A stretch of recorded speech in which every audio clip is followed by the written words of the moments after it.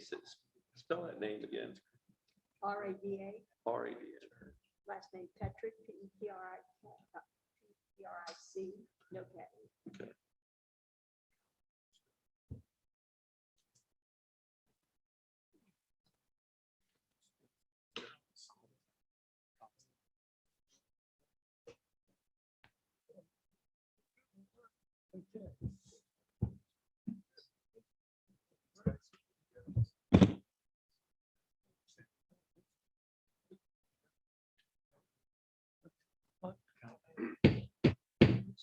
I'd like to call the meeting of the Town of Highlands Board of Commissioners for July 17th to order. I'd like to welcome our folks here in the live audience and also anyone who might be watching the proceedings on YouTube tonight. Our first item is a moment of silence, followed by the Pledge of Allegiance. So will you please join me in a moment of silence?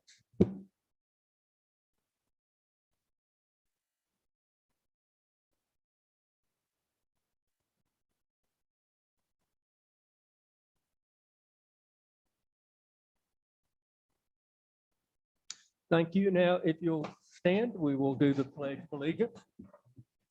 I pledge allegiance to the flag of the United States of America and to the republic for which it stands, one nation, under God, indivisible, with justice for all. Thank you. As always, our first item on the agenda is public comment. If anyone would like to now make a public comment, I'll open the floor. I'd request that you keep your comments to less than 5 minutes, and we'd appreciate you coming to the podium and stating your name. Do we have any public comments?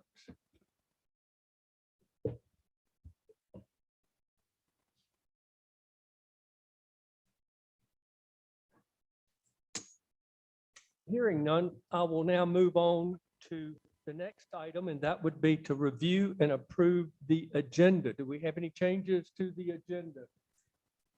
Mr. Ward? No changes? Is there a reason we don't have?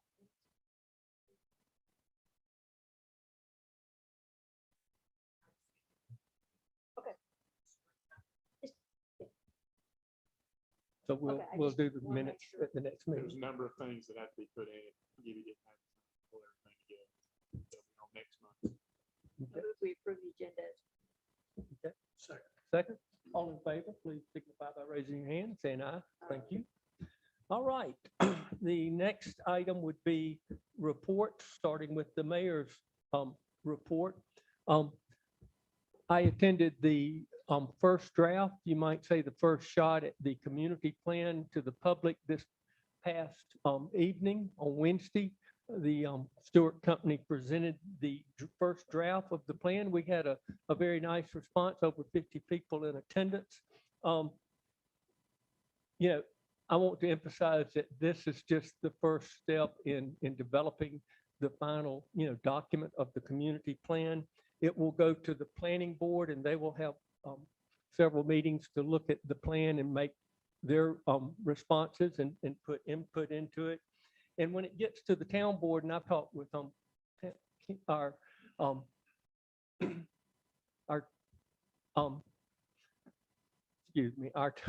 town manager, Josh, about maybe once we are presented, a draft, we might want to have a special meeting where we actually, almost like in a workshop form, really go over the plan and give our responses and everything before taking any kind of formal action.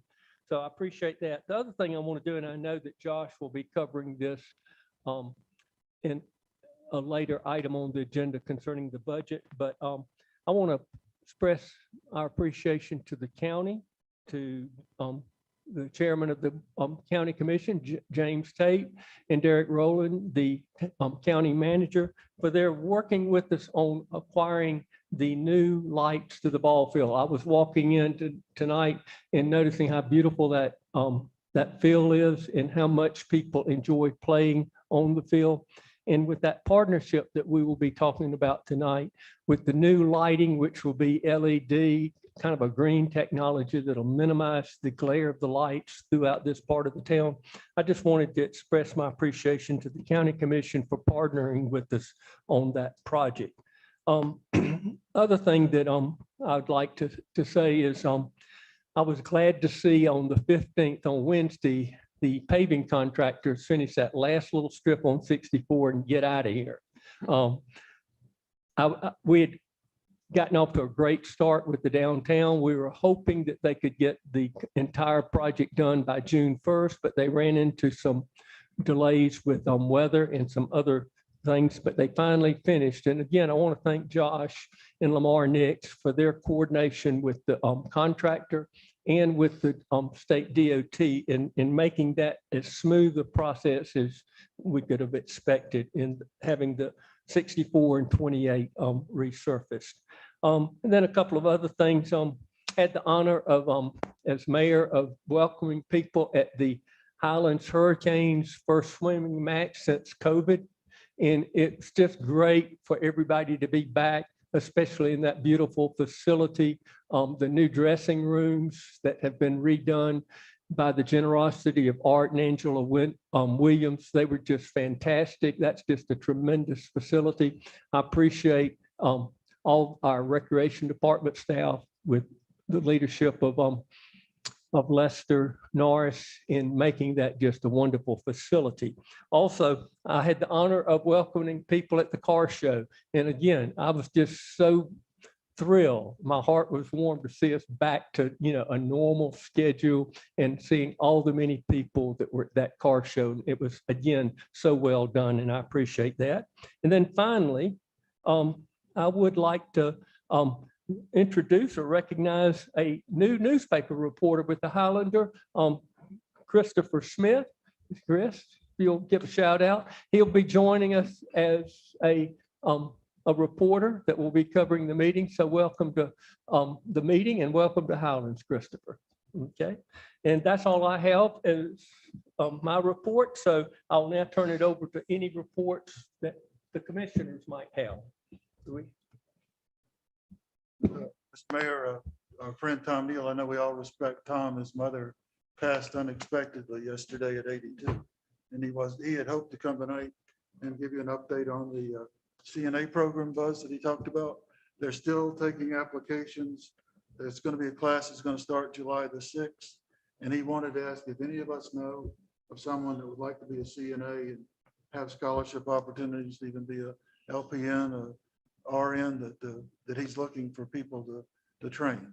And when I looked at the website, there were 38 openings today at the hospital. 8 of those are for the CNA class. And I know we want to extend our condolences to Tom Certainly. and his family. Mhm. Right.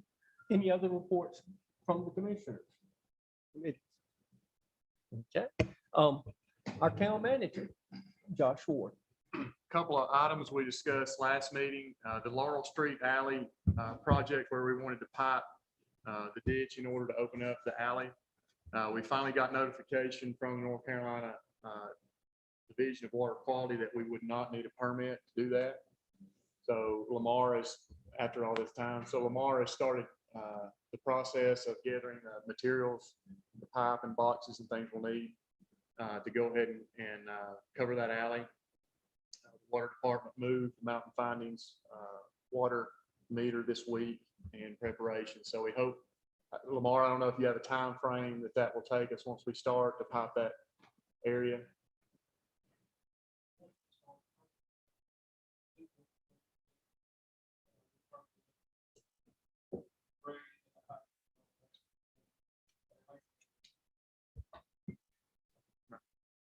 So we're happy to see that moving forward. As far as the 3rd Street sidewalk that was discussed last meeting, we're still waiting on the survey. The surveyor is backed up. We use Sam Sprinkle, and we have for years on all the town's property. We want to make sure that we use him. And he should be here, Lamar, in a week or 2 to get that done for us. So we're just having to wait on that, and we'll bring that to you in July. The fiber contract is back in the hands of Hotwire. We hope to get that back within the next week, and hopefully to you guys either a special meeting or the meeting in July. So we'll we'll be letting you guys know on that. The fire department's moving forward. They finally got the dirt brought up to where it needs to be. If you drove by there in the last few days, they started constructing the small wall on the old PNC side. And when they finish that up tomorrow, they will be starting on the wall along the nursery side. And then that'll go all the way up the side and in the rear of the property. So we're coming along with that. Also, the comprehensive plan, as the mayor alluded to earlier, it went really well last night, public meeting. We had at least 50 people there. Jake, Allison, and Stacy did a great job with Stuart, and had a lot of positive comments, people that left the meeting. And so again, we just want to let you know, you can see that draft online at the highlandscommunityplan.com. You can go on there and see that plan and review it. If you have any questions for us, please give myself or Michael Mathis a call.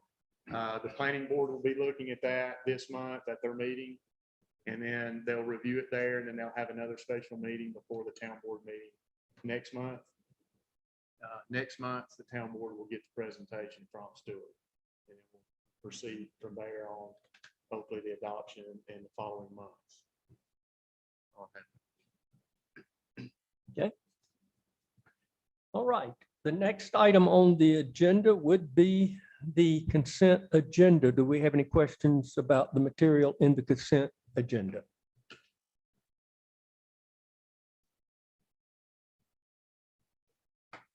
Move we approve the consent agenda. Okay. Second. Second. All in favor, please raise your hand, signify by saying aye. Thank you. All right.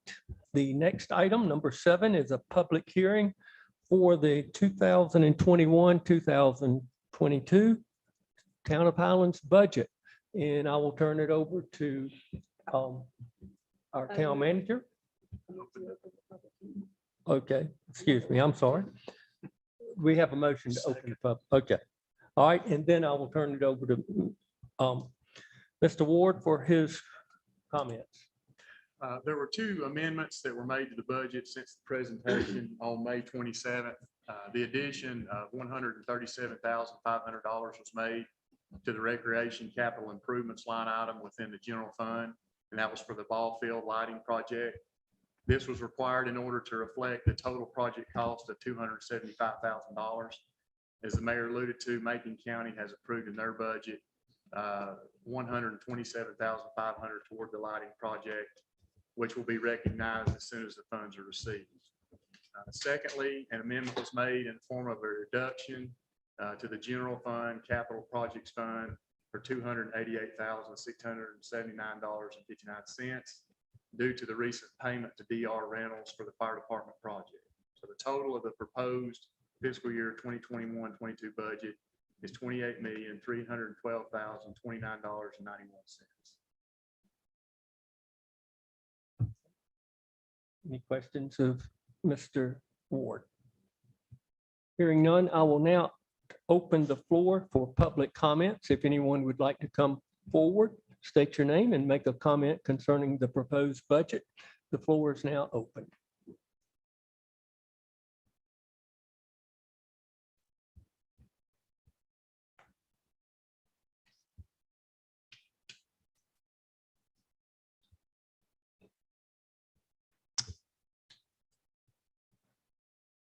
Hearing no comments, do I have a motion to close the public hearing? All in favor, please indicate by raising your hand, signifying by saying aye. Thank you. All right, the next item would be council action concerning the budget. Mr. Mayor, I see Rebecca there, and I know we're all praying for her grandchild. And I know the family's going through a lot of stress right now. We hope for the best.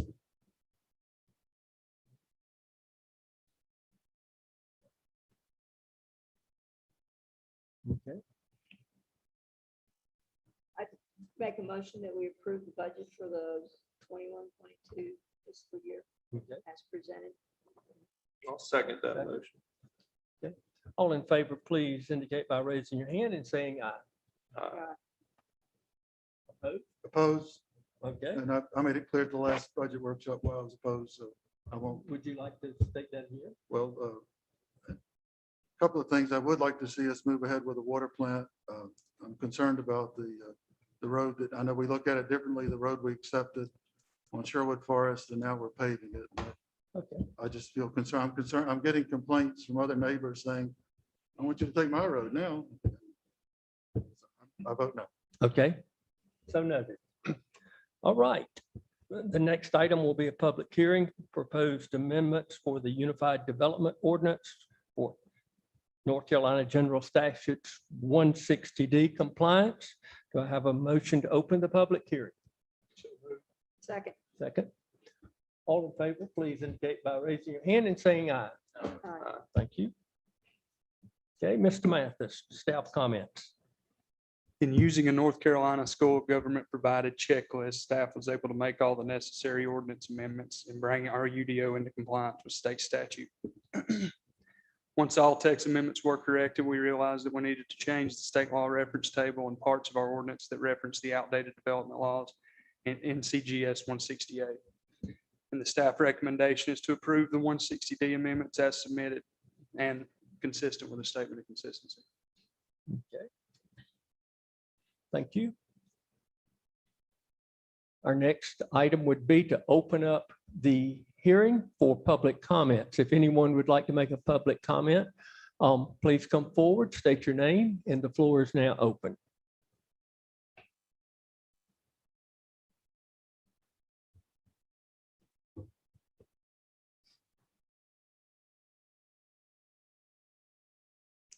Hearing none, do I have a motion to close the public hearing?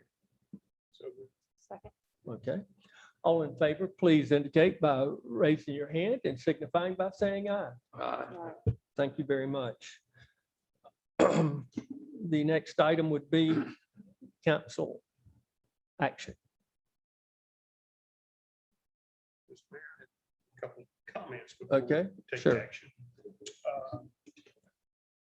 Michael, on page 96 of the agenda regarding the repair of dwellings, Yes, is that state verbiage? yes. I personally have some problems with that as far as Highlands is concerned. I know of a number of dwellings that at any given point, it would cost more than 50% of the current value of the dwelling to bring them up to snuff. And I think based on what I'm reading of this, the Board of Commissioners are the ones that make the determination as to whether or not the dwelling deserves to be demolished or fixed. Yes, I believe that's the way it reads. Okay, I thought it was the building official, Josh. It's Board of Commissioners in this verbiage. But then the building official, there's some language in the building code that addresses this too. Yeah, the building department would have to condemn a property. This would be if there was more than 50% upgrades to a building. So I don't think it's necessarily condemning a building, but it's a building that would require more than 50% of the value to repair. The building department would be the county building department. Right. Okay.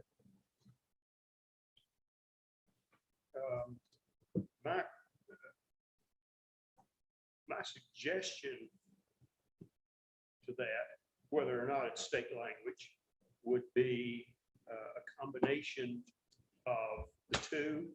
And the owner has the ability to repair or demolish or remove.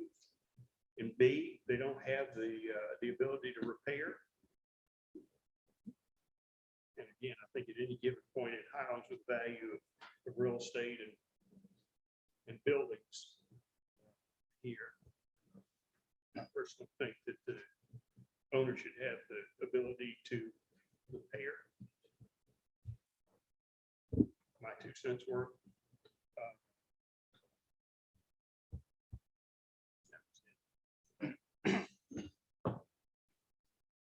that would be not allowed under your 160D? I mean, that's something that I would probably have to reach out and ask and see if we could do, is amend that, but I just put it in how the state law said it, whenever I put it in there.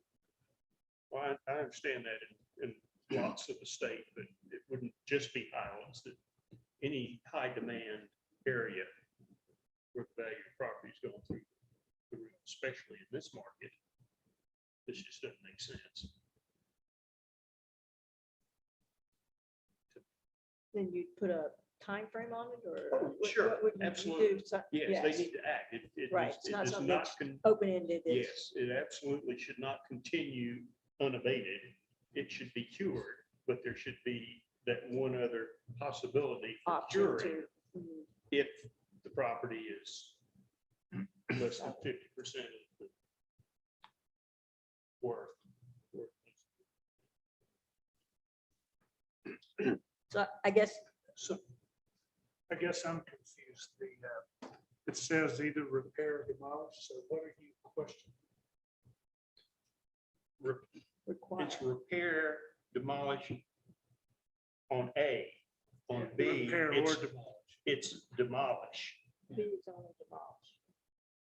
So You no don't have the to repair. option to fix it up. And that's if it takes more than 50% If to it repair takes- it. Right. And at any given point, especially with building materials and cost of construction and that sort of thing, 50% comes real quick. Especially for little places like over in Mirror Lake, we've got these, a lot of still fish camp kind of things that, Piece of plywood costs us $75. yeah, That's right. Take too long. I believe I could reach out to the state and check. I don't see why they would not allow you to allow the owner that opportunity to rebuild, even if it is more than 50%. So I can reach out and see if they say that we can add that in. Can I just make one point about this? This is gonna require, before you even try to figure out what the value is, it's gonna require a finding that the owner has decided to abandon the intent and purpose to repair, that it's inimical to the health, safety, and welfare of the town, that it would attract all kinds of unwanted activities, and that it's a threat to the safety and welfare of the town. There are a lot of things that's got to be found about the property before that 50% part kicks in. That's the part in the A. and that was part Before of the my A. question is, The big is A. it the town board that makes that determination? It can be, it says the governing board may. Exactly. And I don't think the town board's capable of doing that. They could make the determination about whether or not it was fit for human habitation, or if it was a threat to health and safety. The board could make that finding. They could, of course, you'd probably want to have something being presented to you as facts to make a decision on, but you got to make that decision before you get to the 50% part.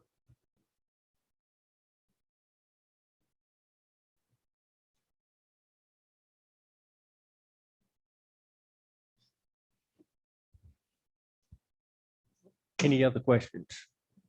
Michael?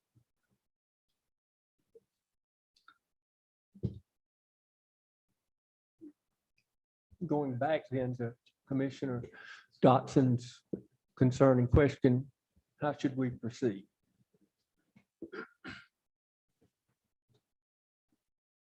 I would make a motion that we adopt the amendments to the ordinance as presented, with the exception of this particular verbiage, and let Michael reach out to whoever he needs to reach out to, and we either address it at the next meeting, if there's an inconsistency in the determination, rather than hold it up for another month. Yeah, so should we adopt it as presented and then potentially change it, or is adopted as presented and then? If we never see it, we never change it. Mr. Mayor, I'd like to ask Josh what he recommends. Well, he's talking. Just pull it out. Right now. Take that one.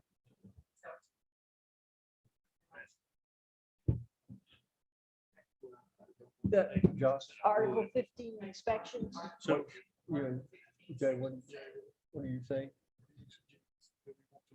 I think you can look at it if you want to, but I think it's a state statute. I mean, there's not a whole lot of leeway. I think Mr. Mathis does go back and look at it and ask questions at the School of Government about whether or not this is what you got to do, he's going to come back next meeting and say, we got to do this. There may be some weasel room in there somewhere that they can suggest to you, but my bet is that it's not going to be. I mean, basically, you determine, is this particular facility, has it been abandoned for more than a year? Has the owner decided he's not going to fix it up? Is it a threat to the health and safety of the community? Is it a fire hazard? Would it attract persons intent on criminal activities? Contribute to the blight deterioration of adjacent property values? I mean, once the town makes those findings about this place, then the owner's either got to fix it up or not. And could not, those questions about the criminal activity, the fire hazard, could not we request people like the fire marshal and our police chief to investigate and report to us the status of those I issues? think you'd be required to. I Okay. mean, before you made that finding, you'd have to have people that would come and make presentations about certain things that you'd find as a factual basis to make your decision on. Okay. Or else, you could, if you dislike the color of the landscape, and you could go haywire on this, but you're gonna have to have some people come in and say there's, they're cooking meth there, the roof's caved in, and kids are playing in it, that kind of stuff. Okay. So Commissioner Dotson, if we were to pass this and we could be asking Michael to follow up on those questions and report back to us if there's any leeway. That works for me. Okay. Do I have a motion that someone would like to make? I'll make the motion that we approve the amendments to the UDO as presented. Statement of consensus. Oh, and it is consistent with our land use. Yeah. Consistent with our land use. Okay. All right. We have a motion on the floor. Any further discussion? Yes. Yes. We have any further discussion? Hearing none, all in favor, please raise your hand and signify by saying aye. Aye. Okay, thank you. Thank you, Michael. Okay. Go ahead. Oh, go ahead with it. Okay. And that- So, So let me just yeah. a second. Yeah. The next item is rezoning request from Bennett Williams at 1459 South 4th Street, B3 Commercial to R1 Residential. Michael. Mr. Mayor, before we start, I just want to disclose, Mr. Williams and I were, there was a three-way public-private partnership in Somerville and 3 different parties involved, and I was involved with one of them. So Okay. Thank you. so on May 13th, petition for rezoning was submitted to the planning department by Bennett Williams. The application is for his property at 1459 South 4th Street. The lot is 0.28 acres and located within the balance area of the town's watershed. Currently, the subject property is zone B3 commercial, but the building operates as a single-family dwelling. Mr. Williams is requesting the property be rezoned to R1 to fit the residential nature of the building. The planning board reviewed this item on May 24th and recommended approval, and the recommendation is to set a public hearing for the July 15th meeting. So, Michael, is this the WS3 or balance of the watershed area? Yeah. Yes, WS3. Yeah, watershed 3 balance area. So it's now B3, and in B3, single-family residences are allowed, are permitted without any special anything. Is that correct? Yes, that is. Is there anything different between being a single-family residence in B3 and in R1? Other than, obviously, it's a non-conforming lot regardless of what it is, because it's only 0.28 yeah. acres. Yeah. Right? Yeah, so for B3, you have the minimum of a half an acre in that watershed for a residential dwelling, like if they were to build a new one on the lot.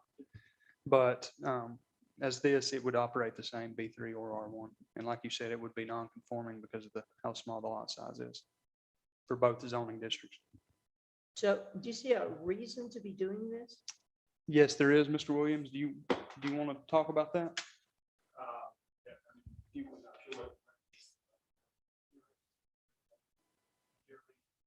Well, the entire reason is that it's perfectly legal per zoning. No problem getting the permit to remodel it. But the banks, commercial banks will not lend money on a residence and a commercial and a business zoning. And I'd like to get the money back out of it by refinancing what I put into it to do a lot of the improvements. And you can't do that with a commercial bank. It's an odd situation. Yeah. But I don't quite, it's what happens is a commercial bank can't resell the loan to Fannie Mae. They will not buy a loan that's a Oh, no. residence and business, and that's the entire reason. Other than that, I mean, it's surrounded right now on three sides, but residential, one side by business. I'm really not quite sure why it's still business as it is now. And I live there full time. Right, but I don't want to, I think we could get in the habit of restricting businesses where businesses, any place that a business could go if you don't allow some places to have businesses. I understand your particular situation, but I'm not necessarily in favor of making nothing be businesses. We have businesses who will try to find someplace. Well, And it's I'm much harder to go from residential to business than it is It from is, business and to I- residential and I zoning. mean, I was a developer for 45 years and I've never been where it was a down zoning from business to residential, but it's entirely due to the financing of commercial banks. Well, Josh, this is what our comprehensive plan suggested, isn't it, that we regulate businesses on the major corridors and try to keep it residential and not have businesses lining the major roads into town? That was a discussion.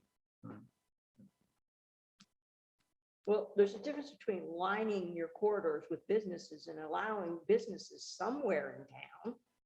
I mean, essentially, there's very little places for them to go. I don't think that's the discussion for Mr. Williams right now. I think our No. discussion right now is to set a public hearing. But I think that is something what I'm saying is I'm not sure that it is consistent with our land use plan, that we want to say absolutely no place anywhere around here is ever going to be business again.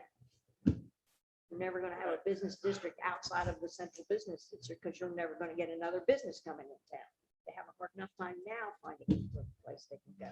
It doesn't have to be on Main Street. But I will move that we set a public hearing for the July meeting for the rezoning from B3 to R1 of the plat at whatever that is, 1459 South South Street. 4th Street. I'll Okay. second that motion. Second. Do we have any further discussion?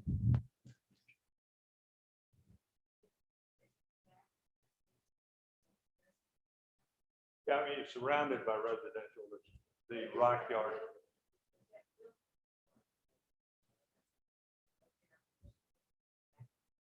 No, it's only one building. Okay. All right. We have a motion on the floor. All in favor, please indicate by raising your hand and signifying by saying aye. Okay, thank you very much. Thank you. We'll have a public hearing. Thank you, Michael. All right. The next item on the agenda will be the Mountain Findings parking request. Glenda Bell.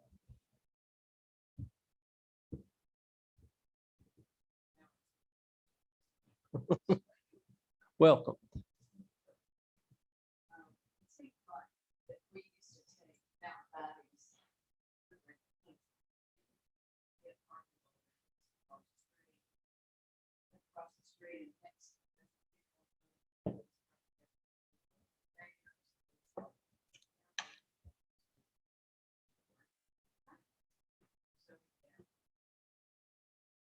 very few parking places.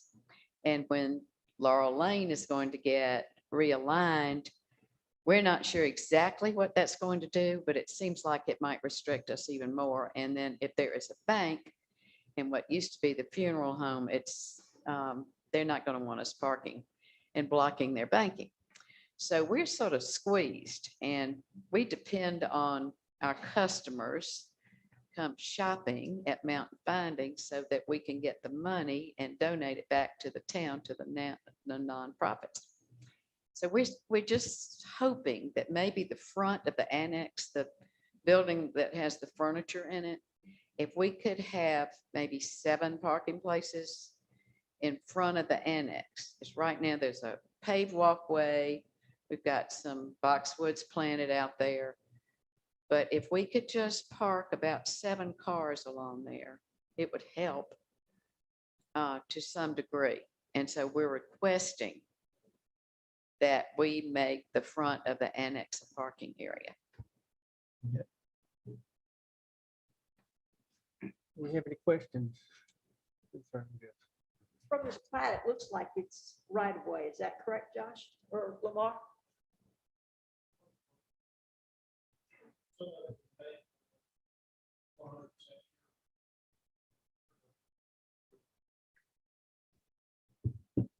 So I guess there's no impervious surface concerns because this is actually right of way as opposed to their property.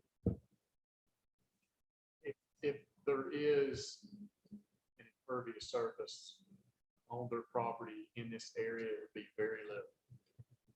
Be a very small strip. And the understanding would be that Mountain Findings would do the actual paving to create the parking lot. We would do that. Yes. That's correct.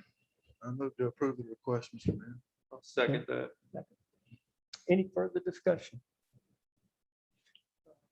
I do have a little bit of concern that no matter whether it's town right away or not, it's the only pervious surface seems to be left on that parcel for the most part.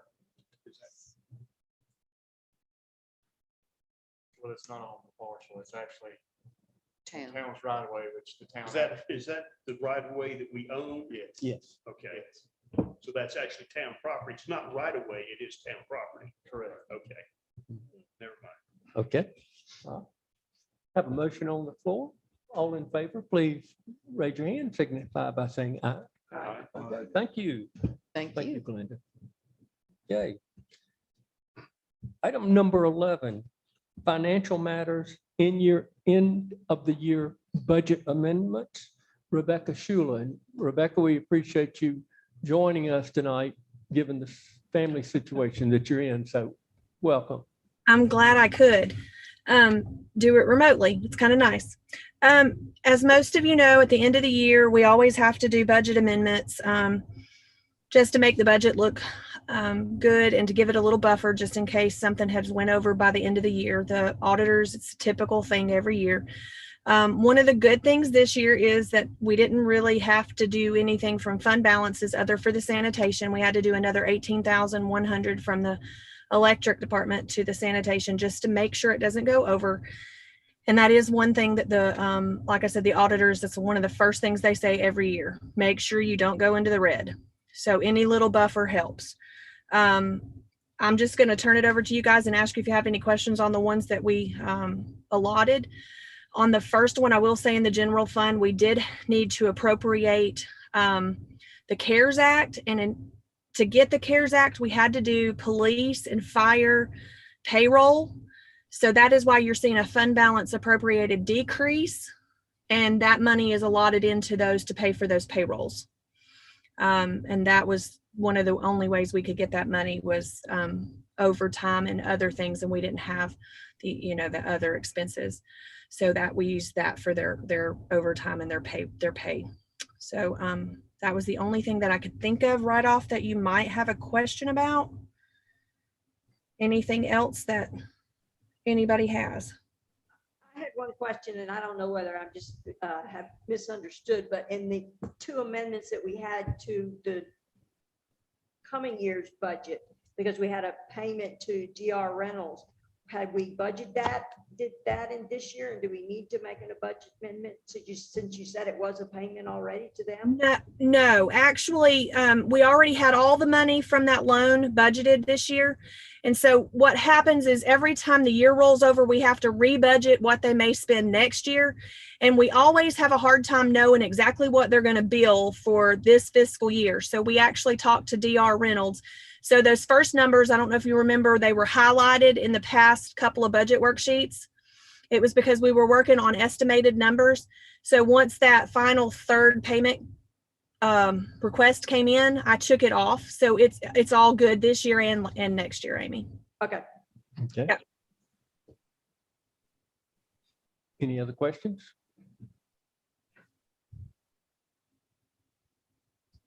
I move we approve the budget amendments for the end of the year for this fiscal year. All right. Second.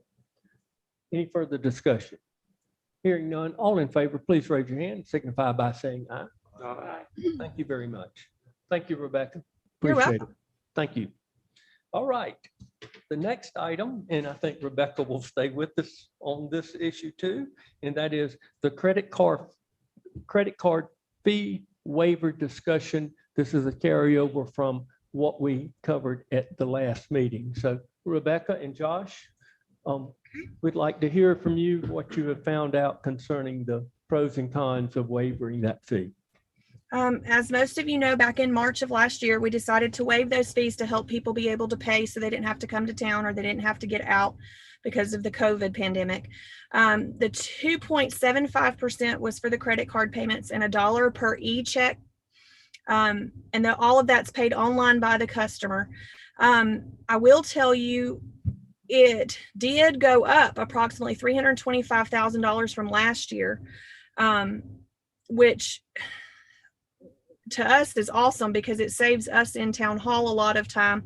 As I'd put, online payments are definitely more modern and electronic, and of course it's a paperless route. But it also keeps the customer service rep time daily from handling the checks. We have to go get it at the mail, and then we have to bring it in, and another person opens it. Then we give it back to the person who actually deposits it.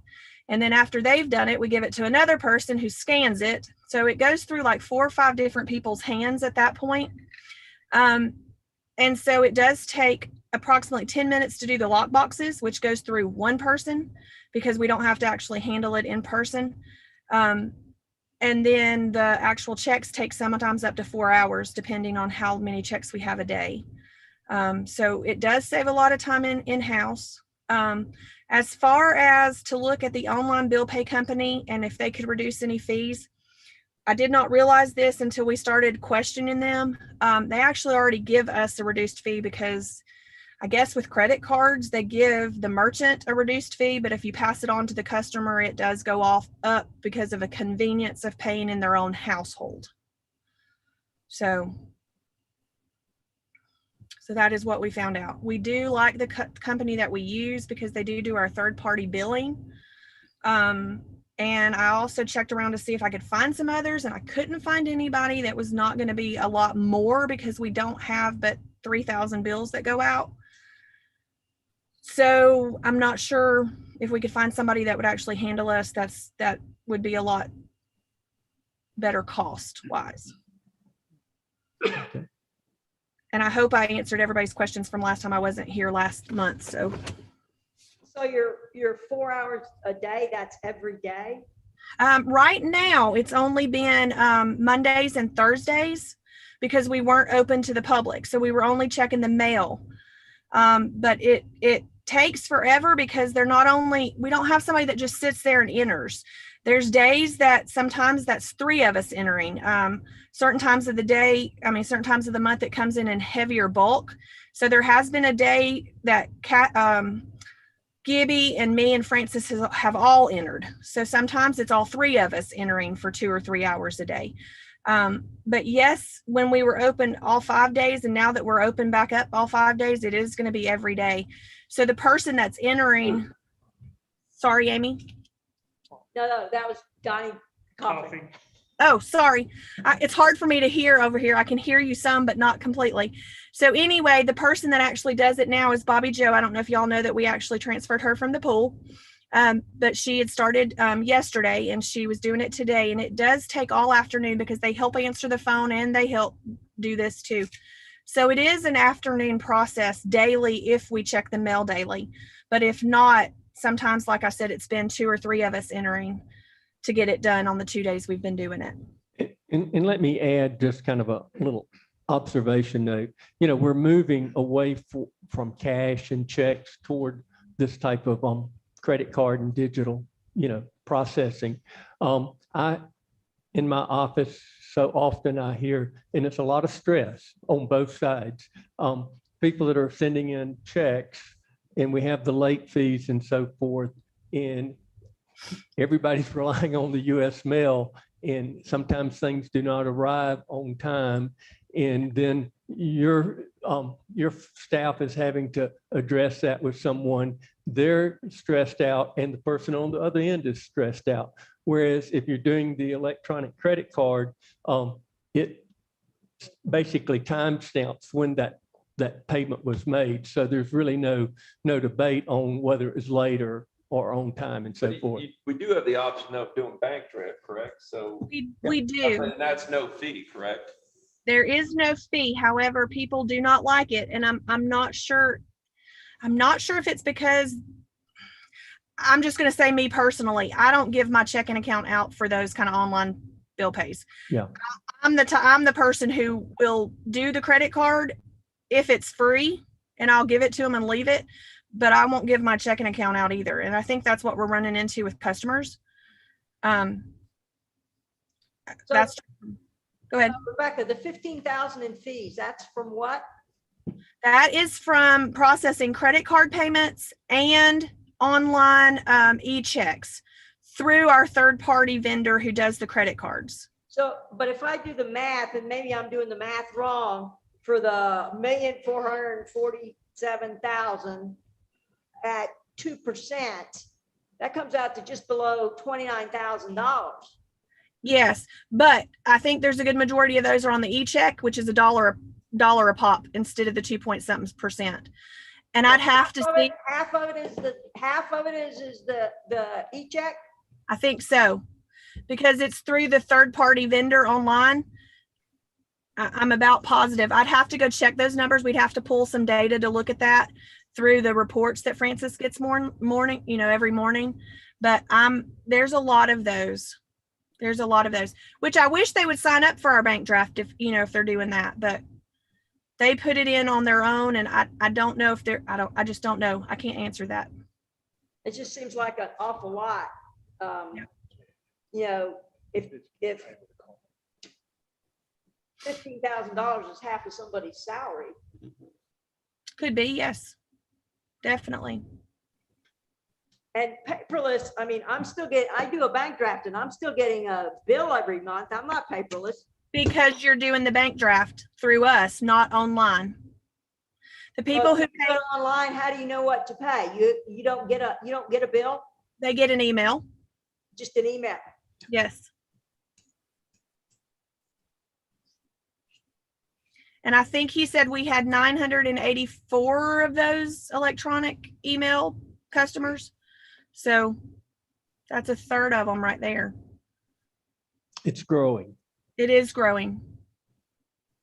So Rebecca, am I hearing you correctly in that you're spending, or the staff is spending 8 hours a week, ballpark? Right now doing the 2 days, yes. It takes, the mail gets picked up. We usually don't start the deposit till around 12:30, and it usually takes till 4:30 in the afternoon to get it finished. Frances is usually scanning those checks right at closing time. Sometimes she gets done a little bit sooner depending on the mail flow, but it's not. And another thing that Pat was kind of talking about just then, a lot of people use their own bank to do online bill pay, and they don't realize it sends us a check. So when he's talking about the mail, those are the ones that give us the hardest time, because people think that they put it in on the 15th in their bank, and then they cut us a check and mail it. So it doesn't always get to us till like a week or so later.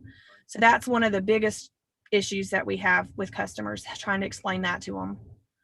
So if we're spending 8 hours a week now with the increased use of this, how much time ballpark would you say we were spending prior to COVID in processing this stuff?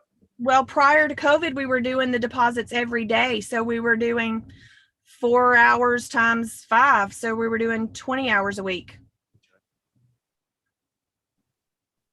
Because it was every single day and sometimes longer depending.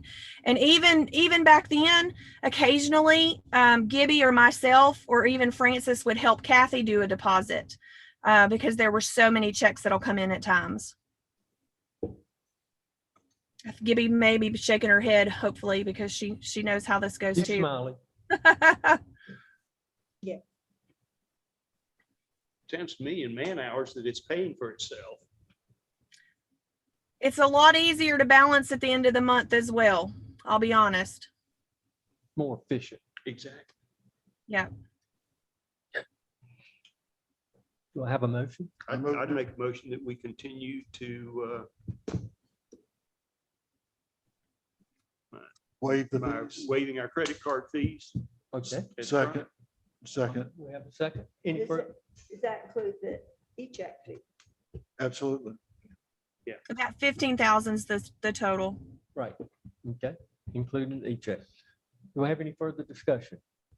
All in favor, please raise your hand and signify by saying aye. Thank you. Thank you, Rebecca. We appreciate it. welcome.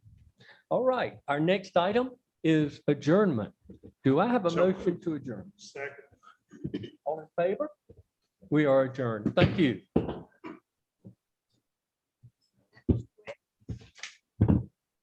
Mhm.